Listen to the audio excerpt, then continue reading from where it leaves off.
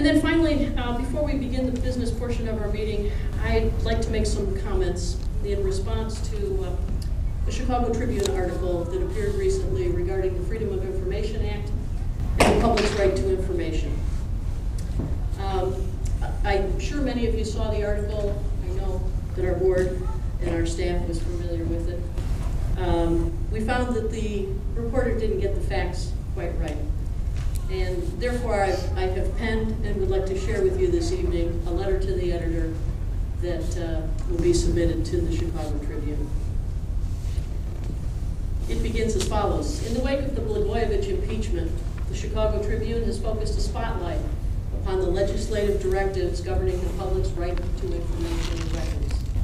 I applaud the effort. Good governance requires transparency, and it is the responsibility of elected officials to include the public in the decision-making process.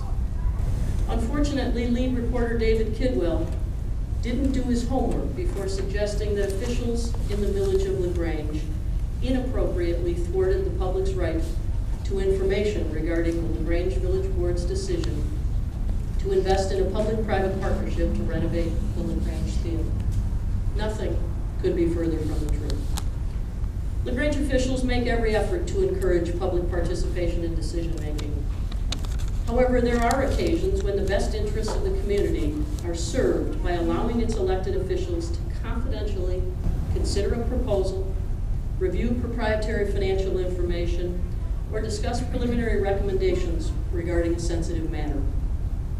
Attorney General Lisa Madigan explains, in fact on the article on the facing page in the same Sunday paper, that it is entirely appropriate for government officials to maintain the confidentiality of documents containing, quote, preliminary drafts, notes, recommendations, memoranda, and other records in which opinions are expressed or policies or actions are formulated during the early stages of a negotiation. Consider if this was not the case.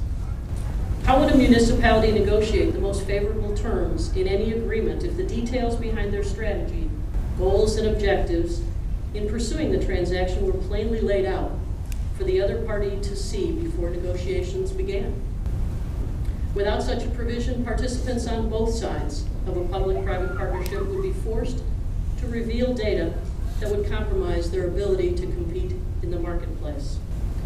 Further, the prospect of having sensitive and proprietary financial information exposed to the marketplace would have a dampening effect on the willingness of any private entity to do business with a municipality. Governmental entities would not be sought after as partners in worthwhile ventures, and the best interests of the taxpayers and public would not be served. LaGrange officials disseminate information and provide an open forum for all to express their opinions as we consider the business of the community. We welcome those who offer differing views. For example, over the last decade, each of the tax increment financing projects the village of LaGrange has pursued, including the redevelopment of the Triangle property, which attracted Trader Joe's, Walgreens, Borders, and other retailers, construction of our parking structure in Fountain Plaza, and the current renovation of the LaGrange Theater, each has produced spirited debate. Every facet of these transactions, from property appraisals to parking studies to architectural plans, has been discussed and debated in hundreds of hours of public meetings. The Chicago Tribune did not accurately report the facts as they relate to the village of LaGrange. It is irresponsible to misrepresent the actions of those officials who not only follow the law, but are committed to the practice of open government. By inciting suspicion and distrust of government leaders who are committed to the very principles the newspaper espouses, the Tribune has done a disservice to its readers and the public. And that is respectfully submitted by me.